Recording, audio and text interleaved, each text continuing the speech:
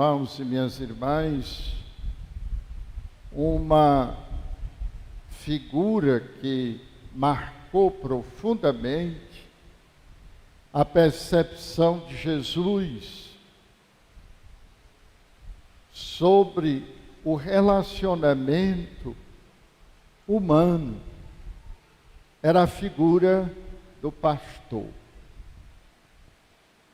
A região de Jesus, no tempo de Jesus, era uma região que não tinha madeira e não tinha transporte para levar de outros lugares. Então a cultura, por ser uma região muito desértica, a cultura era de criar animais pequenos, ovelhas, cabras. E à noite, os pastores reuniam-se num só lugar. As ovelhas se misturavam todas. A metade dos pastores ia dormir e a outra metade ficava vigiando para livrar as ovelhas de ladrões, de animais ferozes. Quando chegava no meio da noite, a metade que estava dormindo acordava, e a que estava acordada ia dormir, e os outros faziam o segundo turno. Quando começava o nascer do sol, a claridade do amanhecer, cada pastor saía numa direção. E as ovelhas daquele pastor seguiam só a ele. Elas não ficavam misturadas, indo com ovelhas de outro pastor. Isso chamou muita atenção de Jesus e realmente é uma imagem extraordinária, porque nenhum de nós está dentro de um cercado. Nenhum de nós está preso, nenhum de nós está impedido de ouvir outras vozes, outras propostas, outras ideologias. Mas o que encantava Jesus é que as ovelhas ouviam a voz do pastor e seguiam.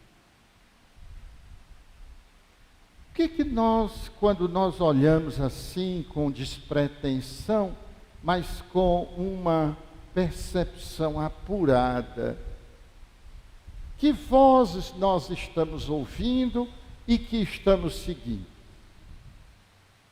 São vozes do futuro? Vozes do passado? São vozes de esperança? São vozes de amor? São vozes de ressentimento? São vozes de mágoas? Elas estão dentro de nós. E aí, cada um sabe quando para, a quem ele está seguindo. Interessante que Jesus percebe que o mundo é perigoso de certa forma. Tem ladrões, tem assaltantes. E as ovelhas também percebem. E o fato dos pastores se reunirem toda noite era para proteger as ovelhas desta situação. O fato de nós nos reunirmos todo domingo, ou pelo menos uma vez por semana, para ouvir a palavra de Deus, é exatamente para isso, para reavivar em nós esta voz de Deus, que fala no nosso coração, mas não é só a voz de Deus que fala no nosso coração.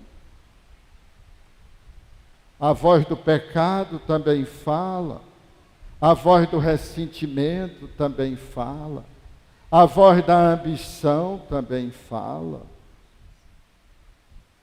E a quem nós vamos ouvir? O que Jesus achava bonito é que as ovelhas conheciam a voz do seu pastor e saía do meio de todas as outras e seguia aquele pastor. Hoje, os estudos científicos humanos falam que neste início de milênio, e nós já vivemos um quarto deste milênio, são 100 anos deste século, nós vivemos um quarto deste século, já estamos em 26. Eles dizem que as gerações do terceiro milênio deste século 21 se caracterizam por 3 grandes situações que atrapalham o desenvolvimento do ser humano. A primeira é a sensação coletiva de inutilidade, que se traduz pela expressão tanto faz. Tanto faz ser bom como não ser. Tanto faz considerar os pais como não. Tanto faz estudar como não. Todo mundo passa. Tanto faz saber como não. Tendo um pistolão, está tudo ok. Esta situação leva as pessoas a viverem numa sensação de desvalor. E essa sensação de desvalor faz com que a grande maioria caia no desejo dos prazeres imediatos. Curtir, dançar, fazer tudo o que quer, como se não houvesse amanhã. Porque não importa.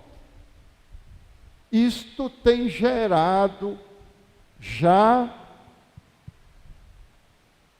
30 a 40% de pessoas deprimidas, que pode até não estar num estado de depressão patológico, mas está num estado de insatisfação. As pessoas se esqueceram como é que a gente se alegra. Você ainda se lembra como é que você se alegra?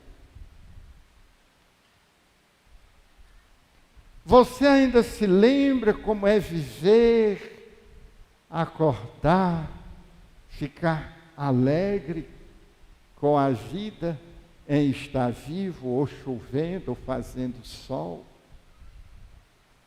Você ainda sabe como é se alegrar quando toma um copo d'água? Você sente o gosto da água, a comida, o encontro, o poder levantar-se? Todos os estudos mais sérios estão dizendo que nós estamos num tempo em que as pessoas não sabem mais como é se alegrar. Mais ou menos, vou levando, estou lutando, procurando o pão de cada dia. É sempre um peso. Não há, esqueceram de ser alegres. Por outro lado, há uma pressão que você tem que estar nas redes sociais sempre feliz. E como você esqueceu de ser alegre, não consegue ser feliz, e por isso é mais infeliz, porque não sabe como é que os outros são felizes, mas você não é. Esse é um problema da sociedade atual. Seus filhos estão aí. Quantas pessoas só nesta semana morreram nestas cachoeiras, nestes riachos? Pelo menos o último que eu soube morreu agora às 5:30 da tarde, aqui no Riacho Caiçara, né? Por que é isso? A pessoa perde a noção. A pessoa perde. De tal modo ela voa na direção daquele momento de prazer instantâneo, como uma mariposa voa para uma lâmpada e ela vai com tanta pressa que morre queimada.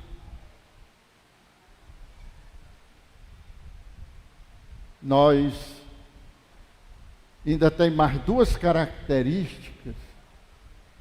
A outra característica é a agressividade. Por mais que os nossos pais fossem autoritários, por mais que nós andássemos e apanhássemos muito dos nossos pais, eles não entendiam isso como agressividade, mas como educação. Mas hoje, a agressividade parece tomar conta do mundo. As reações são desproporcionais. Quando a gente se assusta com a expressão dente por dente, olho por olho, mas quando nós olhamos para a sociedade hoje, o mal não é retribuído com um mal proporcional, é desproporcional. A agressividade com que as pessoas tratam umas às outras é profundamente desproporcional. E é por isso que as pessoas esqueceram de como se alegra. Porque elas estão nesse estado de não estar deprimido, mas também não está alegre. E qualquer coisinha explode. E vocês sabem, não precisa eu dar exemplo. Não vou dar exemplo, porque os exemplos são tão perto que a gente fica até com medo também. Não é? E a terceira característica é a dependência emocional e das drogas. A dependência emocional e das drogas. Quem tem filha mulher hoje em dia, a gente, quando ela arruma um namorado, a gente tem que passar 3 dias ajoelhado, porque a gente não sabe. Se ela um dia resolver deixar, é um perigo iminente de morte. Se ela não deixar, também é perigo. É uma coisa terrível. Vocês, quando as filhas de vocês arrumam um namorado, vocês não ficam assombrados, não. Porque eu fico. Os netos. Se um deixar o outro, ou mata ou morre. É uma situação assim de dependência. Não há alegria de viver. E por que tudo isso acontece?